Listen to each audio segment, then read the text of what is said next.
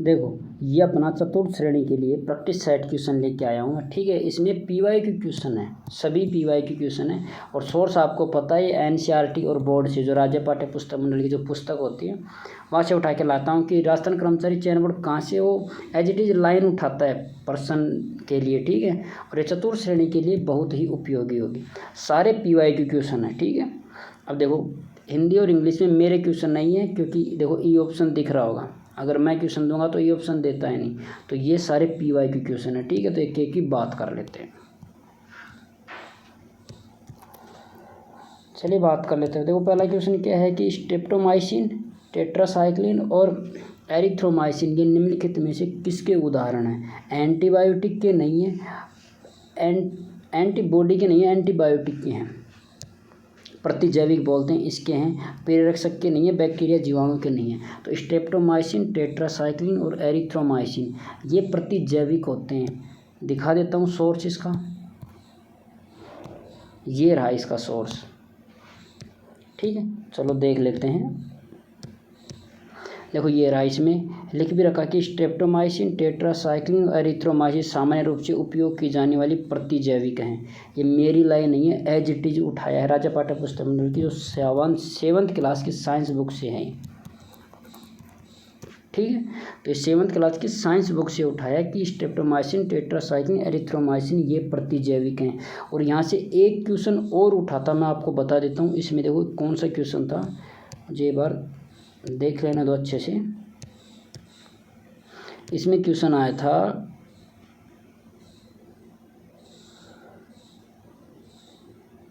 इस प्रकार के प्रतिजैविक एंटीबायोटिक कहते हैं हाँ ये देखो इसमें ये क्वेश्चन रहा। आजकल जीवाणु और कवक अनेक प्रकार के प्रतिजैविक औषधि का उत्पादन करते हैं। तो इसमें क्वेश्चन आया था प्रतिजैविक का उत्पादन कौन कौन मिलकर करते हैं। तो याद रख लेना, एक तो जीवाणु प्लस एक है कवक। और ये क्वेश्चन भी आ चुका है, ठीक है। राजस्थान कर्मचारी चयन बोर्ड ने ऑलरेडी एक क्वेश्चन दे दिया है। तो इससे दो क्वेश्चन मिले हैं, प्रतिजैविक जीवाणु कवक से मिलकर बनते हैं। स्ट्रेप्टोमाइसिन, टेट्रासाइक्लिन, एरिथ्रोमाइसिन ये प्रतिजैविक हैं। ओके, नेक्स्ट क्वेश्चन की बात कर लेते हैं। देखो बोथ लैंग्वेज में दोनों देख लो। देखो कौन से दर्पण का उपयोग अधिकतर वाहनों के पार्श्व दर्पण के रूप में किया जाता है, मतलब जो पीछे होता है ना, साइड मिरर होता है, साइड मिरर के रूप में, साइड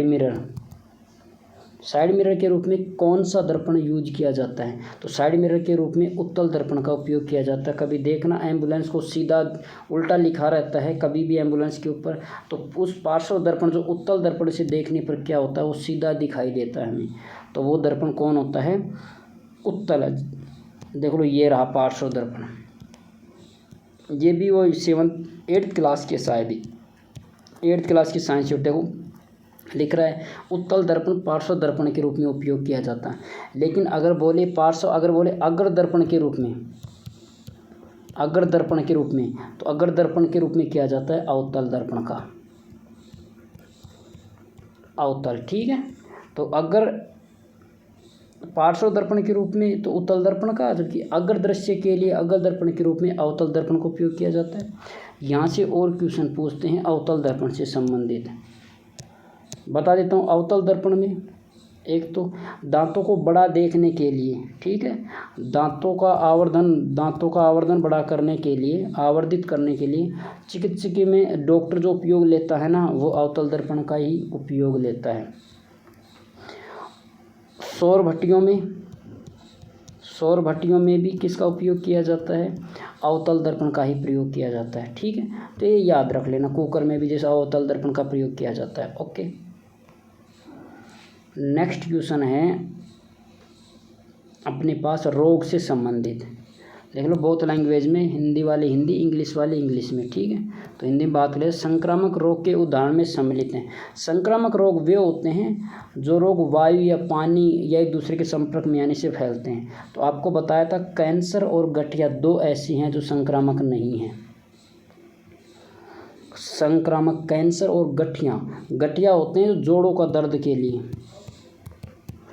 जोड़ों का दर्द, ये दो ऐसे हैं जो संक्रामक नहीं है। बाकी हैजा, स्वाइन फ्लू है, चिकन पॉक्स है और कोरोना है, ये जितने भी हैं ये संक्रामक रोग है। तो देख लो कौन से उदाहरण सम्मिलित है संक्रामक रोग में, एक तो है हैजा है और एक है स्वाइन फ्लू है।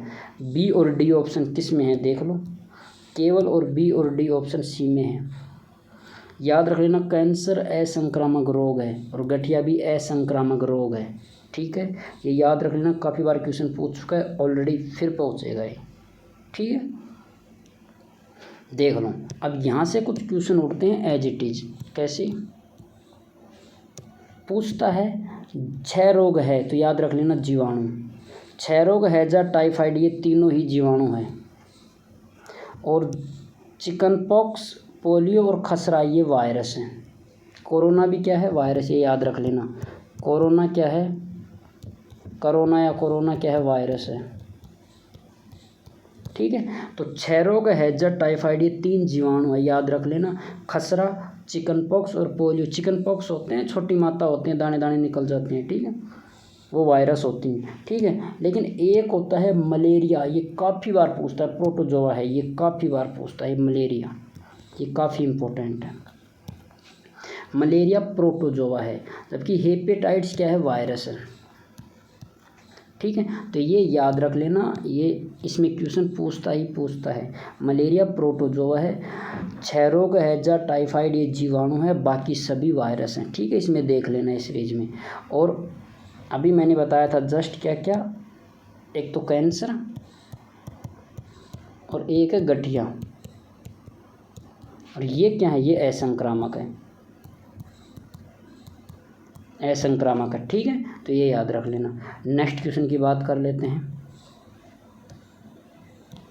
देखो ये अपना क्वेश्चन था, ये आया था शायद पटवार में आया था, या तो पटवार में आया था या स्टेनो में आया था, पटवार में या स्टेनो में आया था। अभी 2025 की बात कर रहा हूँ जस्ट ही। इसमें क्वेश्चन था कि निम्न में से कौन सी ऐसी ग्रंथि है जो बही और अंत दोनों ही स्त्रावित है। देखो बहिस्त्रावी और एक अंतस्त्रावी ग्रंथि दोनों के रूप में ही कार्य करती है, तो अग्नाशय ग्रंथि है।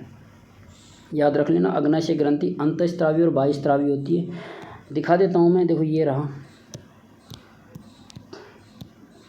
अग्नाशय एक प्रकार की मिश्रित ग्रंथि है, क्योंकि ये अंतस्त्रावी और बहिस्त्रावी दोनों का कार्य करती है। याद रखना, अग्नाशयी रस होता है जिसका pH 7 होता है, इसकी प्रवृत्ति क्षारीय होती है।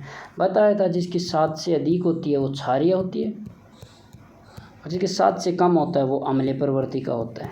ठीक है, और पूर्ण पाचक रस भी कहते हैं किसको, अग्नाशयी रस को पूर्ण पाचक रस भी कहते हैं। और अग्नाशयी है जो अंत व बहिस्त्रावी दोनों ग्रंथि के रूप में कार्य करती है। ठीक है, ओके, अब नेक्स्ट क्वेश्चन की बात कर लेते हैं। देखो उत्तल दर्पण, इंग्लिश वाले इंग्लिश में देख लो, मैं हिंदी में बात करूँ। उत्तल दर्पण को कहते हैं अपसारी, अभिसारी, समतल दर्पण, परवलयीय दर्पण। तो देखो उत्तल दर्पण को कहते हैं अपसारी, अपसारी दर्पण कहते हैं। ठीक है, अब ये बात बता देता हूँ मैं आपको, समतल परवलयीय अलग अलग चीज़ होते हैं। उत्तल दर्पण, और ये कल मैं इसी कंप्लीट क्लास लेके आऊँगा, पूरा PYQ बेस पे उत्तल अवतल दर्पण का ये अपना चैप्टर बचा हुआ है, ये एकमात्र चैप्टर बचा हुआ है, बाकी सभी हो चुकी हैं। अपशिष्ट प्रबंधन का मैंने कल करा दिया। उत्तल दर्पण और अवतल दर्पण, ठीक है, और कर देता हूँ, छोटा कर देता हूँ, मैं बता देता हूँ, ये ट्रिक याद रख लेना आपको। ये होता है अपसारी, और ये होता है अभिसारी। अभिसारी का मतलब होता है, बता देता हूँ ना मैं, ये कोई चित्र है, सॉरी एक मिनट, ये कोई है अवतल दर्पण। ठीक है, जैसे यहाँ से कोई प्रकाशीय किरण निकलती है तो ये यहाँ से निकलती है तो ये इकट्ठा कर देता है, तो मतलब एकत्रित करने का मतलब होता है अभिसारी। और यहीं अगर ये फैला देता है, जैसे कि अपने पास ये है उत्तल दर्पण है, और यहाँ से कोई प्रकाशीय किरण निकली, ये जाकर ये टकरा, ये वापस हो गई, तो इसका डैश डैश डैश करते हैं। ठीक है, तो ये क्या है, ये फैला रही है। ओके, तो ये होता है अपसारी। देखो ये फैला रही, जैसे यहाँ प्रकाश किरण टकराई ये फैला दी वापस टकराई, तो ये होता है अपसारी। ठीक है, तो इसमें ट्रिक बता रहा हूँ मैं आपको, ये याद रखना, ये काफ़ी बार पूछता है ये। हाँ, उत्तल दर्पण और इसी के जस्ट सामने लिख लेना है अवतल लेंस, अवतल लेंस, और इसके सामने लिख लेना है उत्तल लेंस। ठीक है, ये ट्रिक याद रख लेना। दर्पण अपसारी होता है, उत्तल, ठीक है, जबकि लेंस में अवतल लेंस होता है अपसारी। ठीक इसके जस्ट विपरीत ही अवतल दर्पण अभिसारी होता है। दर्पण अभिसारी होता है अवतल में, लेकिन उत्तल लेंस में उत्तल लेंस अभिसारी होता है। ये जस्ट विपरीत है, उत्तल अपसारी है दर्पण में, तो लेंस अभिसारी होगा। ठीक है, तो ये याद रख लेना, ये ट्रिक याद रख लेना। ठीक है, अब आते हैं अपना नेक्स्ट क्वेश्चन की तरफ। इंग्लिश वाले इंग्लिश में अपने वो, ये तो सबसे सिंपल है, ये काफ़ी बार करा दिया मैंने।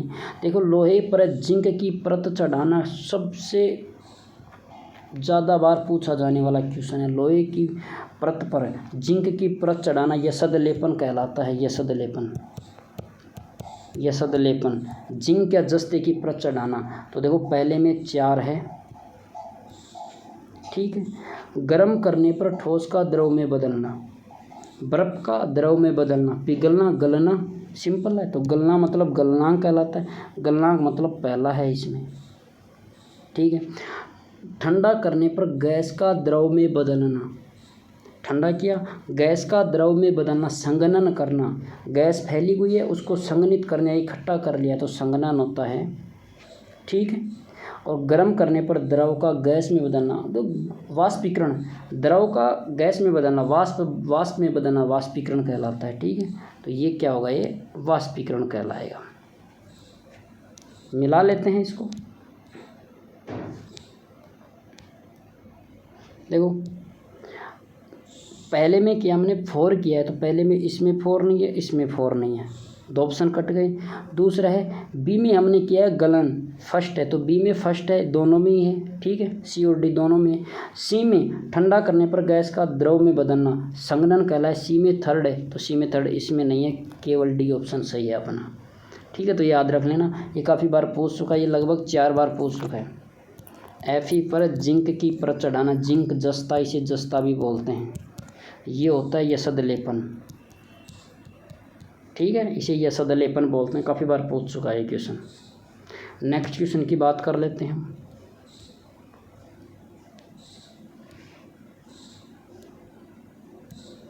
चलो देख लो, रक्त में भोजन की अधिकतम मात्रा किस में अवशोषित होती है? अधिकतम मात्रा, भोजन की अधिकतम मात्रा किस में अवशोषित होती है? क्षुद्रांत्र इलियम बोलते हैं, ये छोटी आंत का भाग होता है, छोटी आंत का मध्यम या अंतिम भाग होता है क्षुद्रांत्र। ठीक है, जबकि पहला भाग होता है ग्रहणी।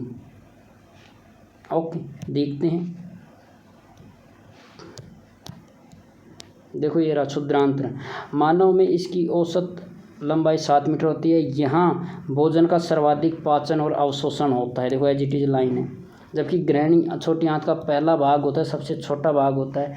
ये भोजन को रासायनिक पाचन में सबसे महत्वपूर्ण भूमिका निभाता है ग्रहणी, भोजन का रासायनिक पाचन करने में, लेकिन अवशोषण करने में क्षुद्रांत्र, छोटी आंत इलियम बोलते हैं इसे। ठीक है, ये सबसे ज़्यादा अवशोषण करता है भोजन का। ओके, तो अपना आंसर क्या था इसमें? क्षुद्रांत्र था।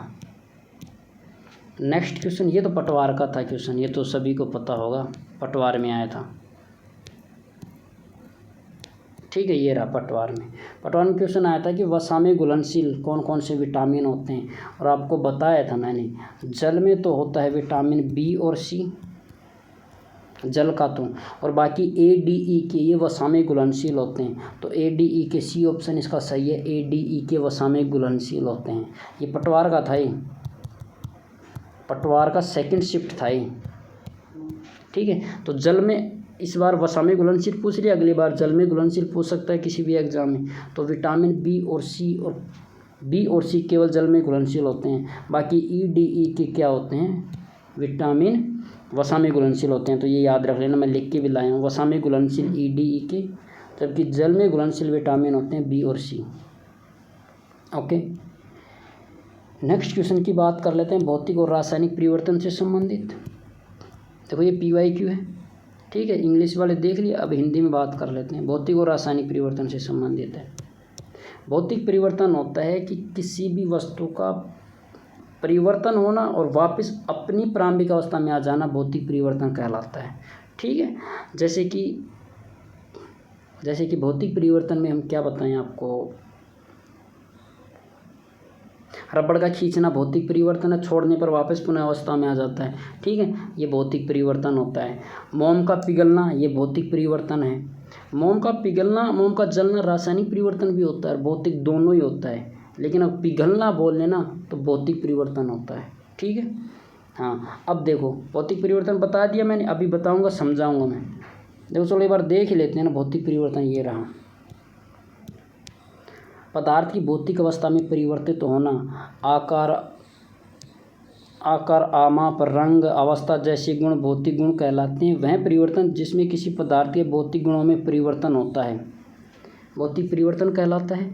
ये याद रख लेना एक लाइन इसमें, भौतिक परिवर्तन क्या होता है, सामान्यतः उत्क्रमणीय होते हैं। उत्क्रमणीय का मतलब होता है रिवर्सिबल होते हैं, वापस आना, है ना। ऐसे परिवर्तन में कोई नया पदार्थ नहीं बनता, रिवर्स पुनः ही वापस आ गया तो सेम पुनः अपनी प्रारंभिक अवस्था में आ गया, मतलब नया पदार्थ तो नहीं बनेगा। इसका मतलब क्या है, ये उत्क्रमणीय पदार्थ नहीं बनता, इसका मतलब देख गया पुनः वापस आ गया, फिर जा सकता है, फिर वापस आ सकता है, मतलब ये अस्थिर परिवर्तन है, अस्थिर प्रक्रिया है, ठीक है। जस्ट इसी के विपरीत रासायनिक परिवर्तन होता है। रासायनिक परिवर्तन स्थिर होता है, रासायनिक परिवर्तन है पदार्थ का नए पदार्थ में बनना। अब नया पदार्थ बन गया तो अभिक्रिया ही कंप्लीट हो गई, अभिक्रिया कंप्लीट हो गई तो स्थिर हो गया। और अनुत्क्रमणीय होता, उत्क्रमणीय नहीं होता है, ठीक है। अब क्वेश्चन पे बात कर लेते हैं। क्वेश्चन बोलता है भौतिक परिवर्तन उत्क्रमणीय है, बिल्कुल सत्य बात है, लेकिन स्थिर। अभी क्या बताया था, भौतिक परिवर्तन अस्थिर है। क्यों अस्थिर है, क्योंकि जाकर पुनः प्रारंभिक अवस्था में आ गया, फिर वापस जा सकता है। फिर जैसे पानी को पिघलाया, वो पानी को जमाया, बर्फ़ बना, बर्फ़ को वापस पिघलाया, पानी बना, पानी को वापस जमाया, बर्फ़ बना। तो ये प्रक्रिया चलती रहती है, स्थिर नहीं है, अस्थिर प्रक्रिया है, ठीक है। तो ये स्थिर है, गलत है। रासायनिक परिवर्तन गैर उत्क्रमणीय, सत्य बात है, और स्थिर भी है, ये सत्य बात। अभी बताया था रासायनिक परिवर्तन में नया पदार्थ बनता है, पदार्थ ही नया बन गया तो अभिक्रिया रुक गई, अभिक्रिया रुक गई मतलब स्थिर हो गई। भौतिक परिवर्तन उत्क्रमणीय होता है और अस्थिर भी होता है, ये सत्य बात है। गैर उत्क्रमणीय होता है लेकिन अस्थिर होते हैं, गलत है। केवल B और C ऑप्शन सही है, तो केवल B और C ऑप्शन किस में सही है, ये हैं। देखो भौतिक और रासायनिक जितने भी ये चैप्टर करा रहा हूँ, नए नए क्वेश्चन ला रहा हूँ, इन सभी का रोग से संबंधित पूरा PYQ पूरा चैप्टर कंप्लीट करा दिया है। रिट में भी देख सकते हो या चतुर्श्रेणी में देख सकते हो, होगा कंप्लीट। भौतिक परिवर्तन का पूरा कंप्लीट चैप्टर करा रखा है मैंने। ये भी पोषक तत्वों से संबंधित पूरा कंप्लीट चैप्टर करा रखा है, ठीक है। जितने भी क्वेश्चन करा रखा हूँ इसका पूरा मैंने करा दिया ऑलरेडी चैप्टर, एक भी क्वेश्चन बाहर नहीं जाएगा। देखो ये क्वेश्चन आया था पटवार में, काफ़ी अच्छा था, विडोल परीक्षण से संबंधित। देखो विडोल परीक्षण के लिए किस मरीज से रक्त का नमूना लिया जाता है, विडोल परीक्षण के लिए किस मरीज से रक्त का नमूना लिया जाता है जिससे उसका सकारात्मक परिणाम निम्नलिखित में से किस बीमारी की पुष्टि करता है। कि विडोल परीक्षण में कोई मरीज होता है, कौन सा मरीज होता है जिससे रक्त का वो नमूना लिया जाता है जिसमें ये सकारात्मकता परिणाम देखा जा सकता है, तो वह कौन सा मरीज होता है, टाइफाइड का होता है या फिर क्षय रोग का नहीं होता, टाइफाइड का होता है, याद रखना। विडोल परीक्षण टाइफाइड से संबंधित होता है, विडोल परीक्षण टाइफाइड से संबंधित होता है। देख लिख के लाया हूँ, याद रख लेना।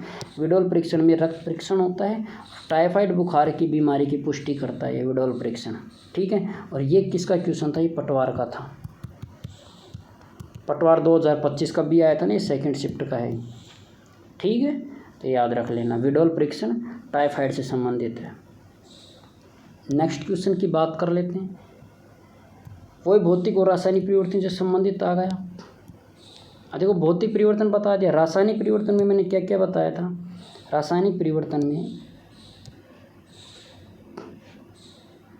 रासायनिक में हमने बताया था, एक तो होता है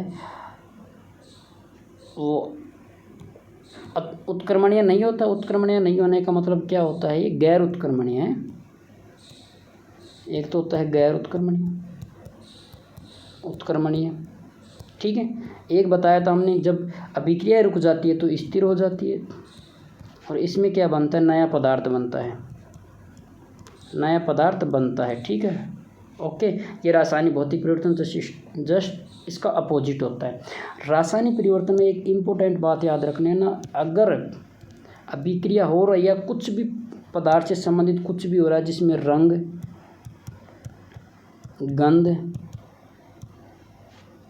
चमकना, सबसे इम्पोर्टेंट बात है चमकना, चमक पैदा हो रही है, या फिर जल रहा है, जलना, ये काम हो रहा है किसी भी रासायनिक अभिक्रिया में, जलना या चमकना, ठीक है, उसमें गंध आना, गैर उत्क्रमणीय, तो ये सभी रासायनिक परिवर्तन के उदाहरण होंगे।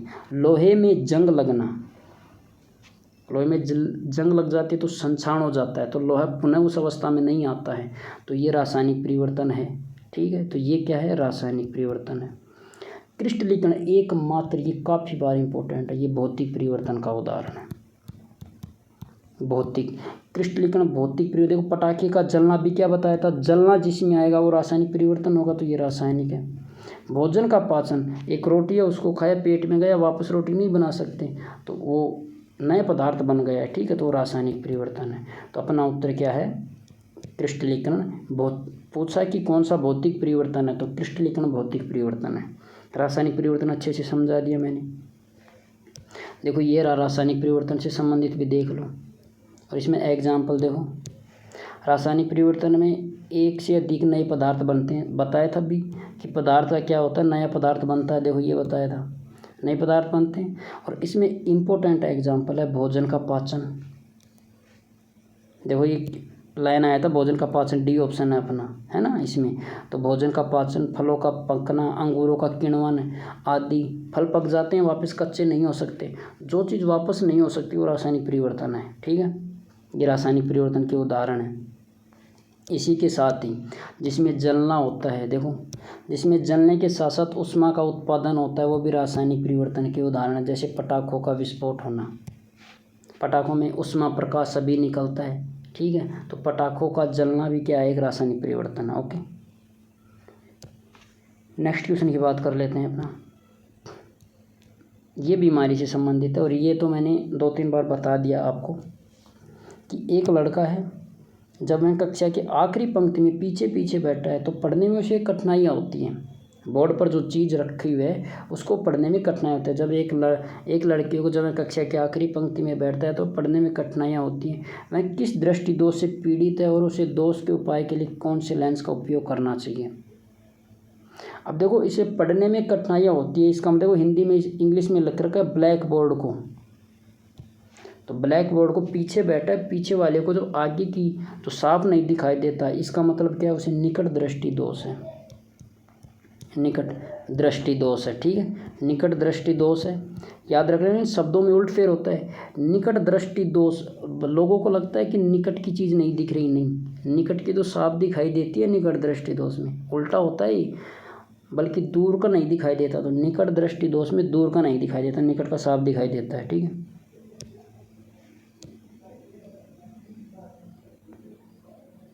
तो निकट दृष्टि दोष है, और निकट दृष्टि दोष में लेंस का उपयोग किया जाता है अवतल लेंस का, अवतल लेंस का। ऑप्शन में देख लो, निकट को बोलते हैं मायोपिया, इसे क्या बोलते हैं, मायोपिया। इस दोष को क्या बोलते हैं, मायोपिया, ठीक है। तो देख लो सी ऑप्शन है इसमें, मायोपिया, मायोपिया और अवतल लेंस का प्रयोग किया जाता है। अब यहाँ से क्वेश्चन उठता है, वो आपको समझा दो, निकट का बता दिया, जस्ट इसका अब है दूर। देखो एक ट्रिक याद रख लेना, अवतल और अवतल लेंस और उत्तल लेंस, ये ट्रिक याद रख लेना, ठीक है। उत्तल लेंस, उत्तल लेंस, और एक तरफ लिख लेना दूरदृष्टि दोष, दूरदृष्टि दोष, और एक है निकट दृष्टि दोष, ठीक है। ये दृष्टि दोष तो हटा देता हूँ मैं, निकट दृष्टि दोष और दूर दृष्टि दोष है, ठीक है। ये लिख लेना। अब देख लो, छोटा शब्द छोटे को देना। अवतल और उत्तल में छोटा कौन सा है? ये अवतल है और ये उत्तल है। इनमें छोटा शब्द देखो, अ व तल है 4 है और उ तल है 3 है, तो ये छोटा है और दूर में ये छोटा है। अवतल बड़ा है, निकट बड़ा है, तो ये बड़ा। बड़ा शब्द बड़े को, तो अवतल उत्तल में बड़ा है अवतल और दूर निकट में बड़ा है निकट, तो बड़ा बड़े को दे। तो निकट दृष्टि दोष में अवतल लेंस का, दूर दृष्टि दोष में उत्तल लेंस का। एक होता है, इसे प्रेस बायोपिया बोलते हैं, ठीक है। और एक और शब्द होता है, देखो अभी बता देता हूँ इसमें,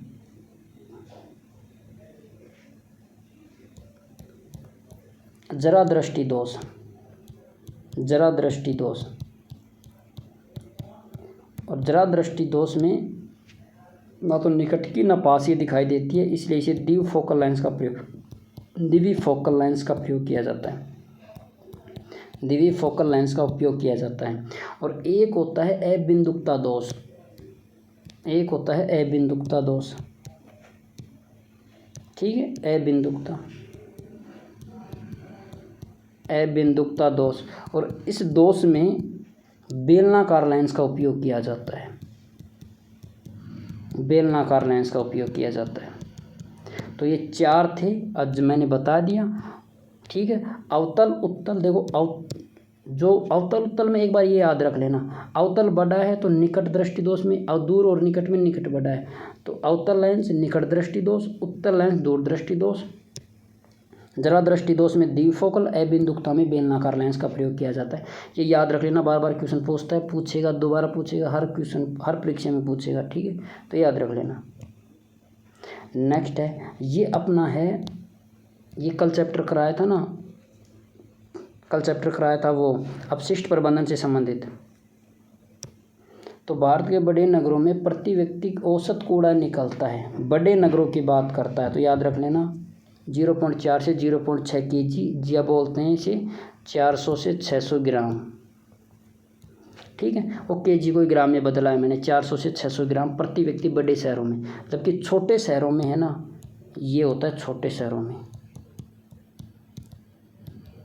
छोटे शहरों का क्या है 0.1 से 0.2 kg, या बोलते हैं 100 से 200 ग्राम बोलते हैं इसे, इसे क्या बोलते हैं 100 से 200 ग्राम, 100 से 200 ग्राम, ये तो छोटों का। जबकि बड़े शहरों में क्या होता है 400 से 600 ग्राम होता है। आ सकता है क्वेश्चन आएगा, अपशिष्ट प्रबंधन का अपना टॉपिक है चतुर्थ श्रेणी में, ओके। ये चैप्टर कंप्लीट करा रखा है मैंने, देख लेना। तो ये अपशिष्ट प्रबंधन से संबंधित, देखो इसमें दे रखा है कि बड़े शहरों में 0.4 से 0.6 kg का कूड़ा निकलता है, जबकि छोटे शहरों में, जबकि छोटे नगरों में प्रति व्यक्ति कितना निकलता है 0.1 से, ठीक है। तो 0.1 kg छोटे में, जबकि बड़े में 0.4 से 0.6 kg निकलता है। नेक्स्ट क्वेश्चन है वो ये अपशिष्ट प्रबंधन से संबंधित, तो गोबर गैस संयंत्र गोबर से होता है, तो गोबर गैस संयंत्र गाय भैंसों के गोबर से होता है, थर्ड है इसमें। वर्मी कंपोस्ट, देखो ये मैंने खुलकर नहीं बताऊंगा कि ऑलरेडी मैंने कल बता दिया, चैप्टर देख लेना। वर्मी कंपोस्ट का केचुए होते हैं, लाल केचुए से संबंधित होते हैं, ठीक है। तो ये होता है 4 केचुए से। भूमि भरण, जिनको नष्ट नहीं कर सकते ठोस अपशिष्ट पदार्थों का भूमि भरण होता है, लैंड फिलिंग होता है। और एक होता है भस्मीकरण, भस्मीकरण, और भस्मीकरण होता है चिकित्सकीय उपकरणों का, चिकित्सकीय का, ठीक है। चिकित्सकीय उपकरणों का क्या होता है भस्मीकरण होता है, चिकित्सकीय, ठीक है। चिकित्सकीय जो वस्तुएं होती हैं उनका होता है, वस्तुएं उसका होता है भस्मीकरण, को जलाया जाता है। लेकिन भूमि भरण होता है, लैंड फिलिंग होता है किसका, ठोस पदार्थों का, ठोस पदार्थों का दूसरा। और पुनः चक्रण होता है, जैसे कि लोहे की छीलन होता है, प्लास्टिक के सामान होते हैं जो जलते गलते नहीं है, ठीक है, उनका क्या होता है पुनः चक्रण होता है, रिसाइकल होता है। तो ये होता है इसमें, तो ये देख लो, मिला लेते हैं। ए में क्या है 3 है, ए में 3 है, तो ए में 3 किस किस में, इसमें नहीं है, इसमें नहीं है, ओके। 3 और 4 ऑप्शन बचे हैं अपने पास। बी में क्या है 4 है, बी में 4 है, तो इसका मतलब 3 ऑप्शन है। 3 ऑप्शन के आधार पर देख लो। सी में हमने किया है सेकंड, तो सी में देखो सेकंड है, और डी में हमने फर्स्ट किया है, डी में फर्स्ट है, तो यही है ऑप्शन, ठीक है। तो ये कंप्लीट थे। हमने कौन कौन से चैप्टर लिए हैं, हमने धातु अधातु से संबंधित लिया है, धातु अधातु। हमने रोग से संबंधित ले लिया है, ठीक है, रोग भी ले लिया हमने। अभी जस्ट हमने क्वेश्चन किया था ये अपशिष्ट प्रबंधन से, अपशिष्ट प्रबंधन से, ठीक है। इसी के साथ ही हमने परावर्तन से संबंधित क्वेश्चन लिए हैं, परावर्तन अपवर्तन से संबंधित क्वेश्चन लिए, लेंस से संबंधित क्वेश्चन लिए हैं, ठीक है। और धातु अधातु हो गया, रोग अपशिष्ट परावर्तन हो गया, और कौन से क्वेश्चन आए थे अपने पास, भौतिक रासायनिक परिवर्तन, हाँ एक ये है भौतिक और रासायनिक परिवर्तन है, भौतिक रासायनिक परिवर्तन। देखो ये लगभग सारे चैप्टर मैंने करा दिए, मैं बोलता हूँ सर सारे चैप्टर अपने कंप्लीट हो चुका है। प्रकाश का परावर्तन ये बचा है, ये मैं कल क्लास लेकर आऊँगा, पूरी PYQ बेस आधारित ऐसे ही होगा ऑथेंटिक सोर्स के साथ ही। बाकी पूरा मैंने चतुर्थ श्रेणी का पूरा सिलेबस करा दिया है मैंने, ठीक है। प्लेलिस्ट बनी हुई है, उसमें देख लेना अच्छे से, ओके।